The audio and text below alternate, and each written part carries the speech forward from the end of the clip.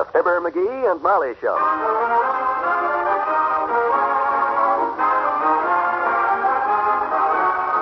Every weekday at this time, NBC brings you Fibber, MCGee, and Molly transcribed. The show is written by Phil Leslie and Ralph Goodman and directed by Max Hutto.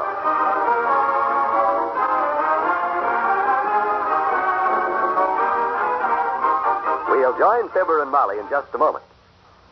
You may smile when you see your youngster making believe in his outer spacesuit. Maybe there isn't much danger of a flying saucer invasion from Mars. But there is a possibility of an attack by a foreign nation. With today's superplanes, a surprise attack could be made on almost any American city. No one can even imagine the cost of destruction and the weakening of our entire national defense system. In spite of scientific progress, there is no magic way to defend ourselves against a sudden attack. Our Air Force Command is always alert to protect us, but it needs a ground observer corps working 24 hours a day throughout the year. A civilian corps of intelligent citizens trained to know one supersonic plane from another. Right now, this ground observer corps needs more than 300,000 volunteers, especially on the East Coast, the West Coast, and the northern states. You can be proud to sign up for the Silver Wings of the Ground Observer Corps. Write or phone your nearest Civil Defense Center or write to the Ground Observer Corps, Air Force, Washington, D.C.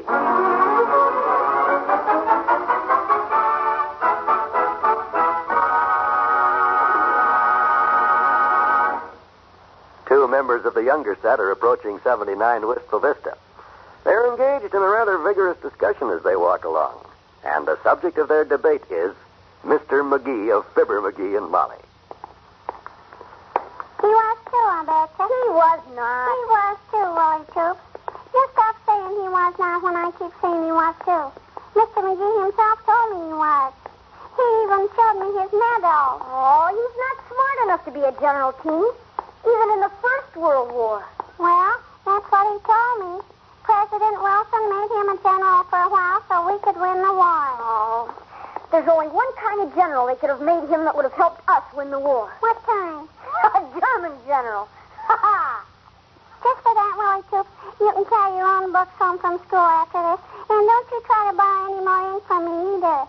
You just steady your old wire pistol with someone else's ink. Oh, don't get mad, Peanut. I was just kidding. Gee whiz, you don't have to go getting mad.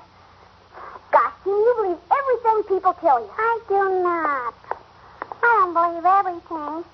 Sometimes Mr. MCGee tells me a story when I ask him to because he's a wonderful man and he likes little children. But that's not a true story. It's just a story. Oh.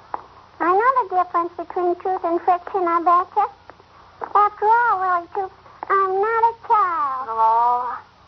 How about the time he told you about the gorilla he trapped in his backyard that swam all the way over from Africa because he smelled Mrs. McGee's banana cream pie cooling in the window? You believe that? Well, naturally. It was very interesting. And that banana cream pie he gave me when I said he must have been very brave to trap a gorilla, that pie was just wonderful. You're awful dumb, Willie Toop. I am not. Hey, do you think he'll let us borrow his stuff for the nature study hike? The canteen and stuff? Mr. MCGee will let me buy anything I want to because he is my very best friend and he loves little children. Especially me. I'm going to ask him if he's got a knapsack, too. Because a knapsack... I would suggest that you let me do the talking, Willie. He's my friend, not yours. Well, he likes me, too, though. I'll do the talking. Women do these things better than men, anyhow. My mama says it's a womanly ignition, I betcha. And Mr. MCGee,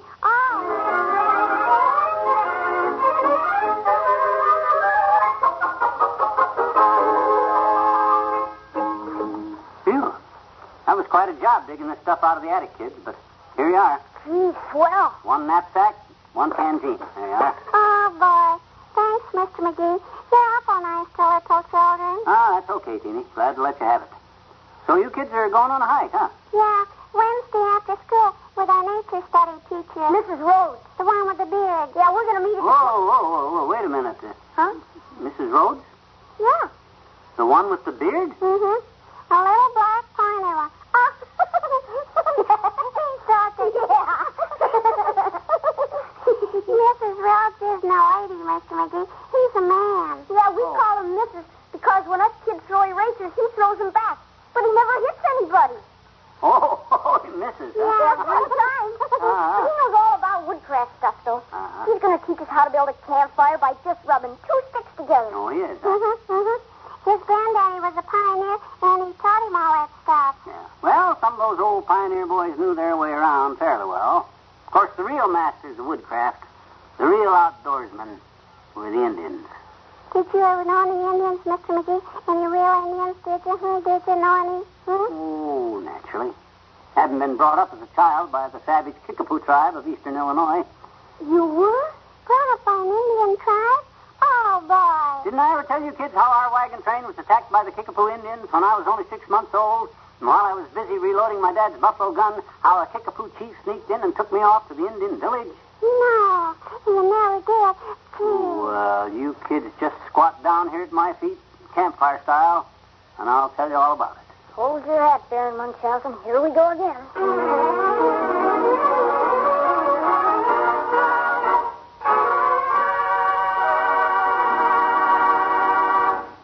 Back to Wistful Vista in a minute. Hello there. This is Susan Hayward. I recently learned that cancer takes the lives of more children between the ages of 3 and 15 than any other disease. Now, any parent, anyone for that matter, will understand how this shocking fact struck me and how it made me want to help conquer this terrible disease. But alone, I can't do much. With you and with every other American, we can do a lot. We can help the American Cancer Society continue its effective programs of cancer research, education, and service to the cancer patient. All three of these programs are necessary if man's cruelest enemy is to be controlled. I ask you, for the sake of the children and for us, to give, and to give generously to your American Cancer Society. Mail in your contribution now to Cancer, care of your local post office. That's Cancer, care of your local post office. Please, do your part to help conquer cancer.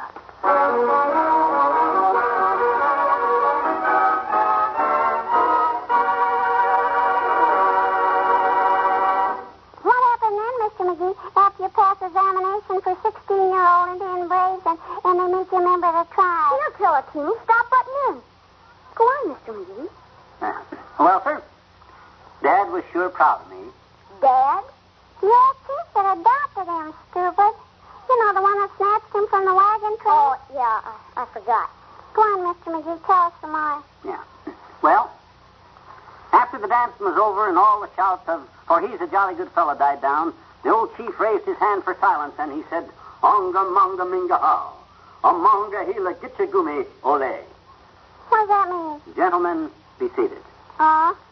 Then he turned to me, his adopted son, and he says to me, "Moana, huh?"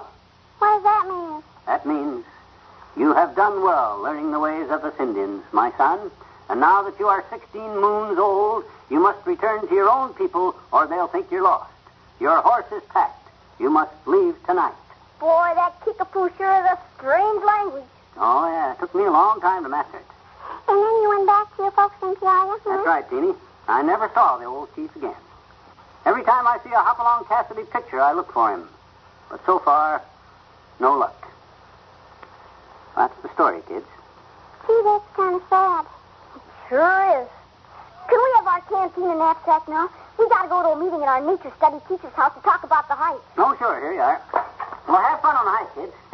And if you see any Indians out there, mention my name. Gee, I wish you could go with us, Mr. McGee. You could show us some wonderful stuff I bet you like the Indians do. Come on, Teeny. We got to hurry. Well, I wouldn't want to horn in on your nature study teacher, sis.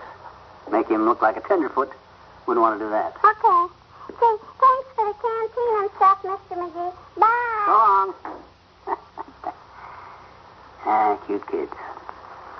Boy, I can just see that poor teacher trying to keep them kids together out of Dugan's woods. Probably forgot something. That's wakes the kids, though. Oh, it's you, Molly. Yes, help me with these bundles. Oh, it's a good thing I've got an elbow, or I'd have to ring the doorbell with my nose. Thank you. 12 bundles. Boy, looks like you bought out the store. Incidentally, wasn't that Teeny and the little Toops boy who dashed past me as I came up the walk? Oh, yeah. All the kids are going on a nature study hike Wednesday, and they came by to borrow some stuff and talk it over.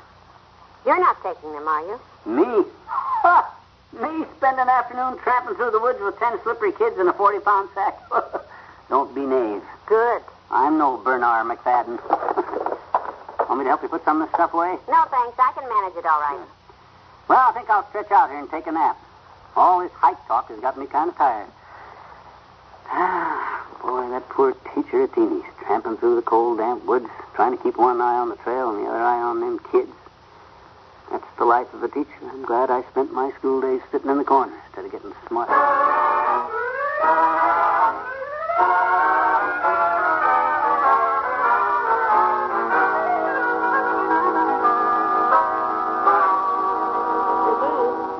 McGee, wake up. What's the matter? I'm sorry to disturb you, dearie, but you have company. Oh. Teeny's here, and she has some wonderful news for you. Teeny?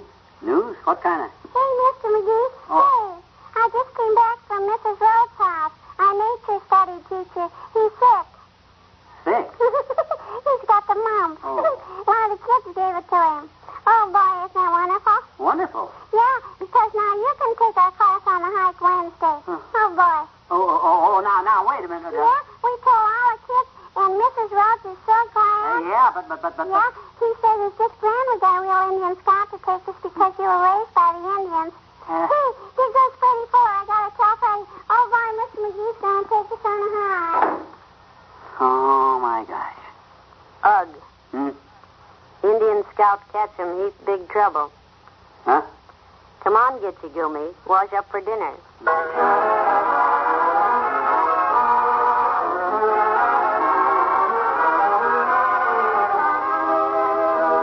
Fibber and Molly will be right back. This is Bill Goodwin, ladies and gentlemen. I'm with Bob Hope and his morning radio show, and I'm wondering whether you've been listening to it. It's getting funnier and funnier. For instance, almost every day now, Bob has a question period with the audience. Just in case you haven't heard it, let's listen in on one now. Yes, my good man, right there. How old are you, Robert? Thank you.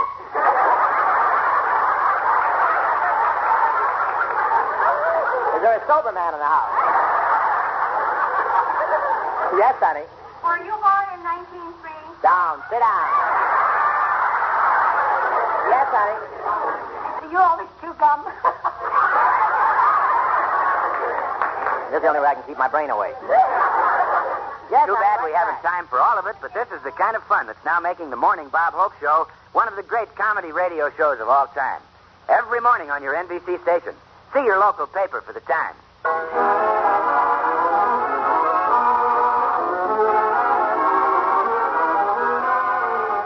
For the doggone the luck. What's the matter now? This book. Borrowed it from Kramer's drugstore because I thought it might help me out on that hike with the kids.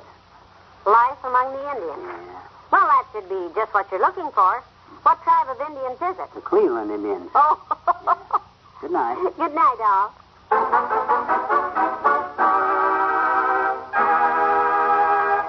NBC has brought you the Fibber, McGee, and Molly program transcribed with Richard Beals as Willie Toots.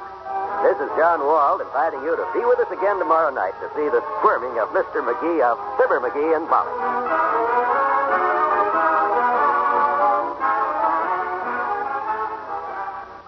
Tonight, hear Jim Fleming and the Heart of the News on the NBC Radio Network.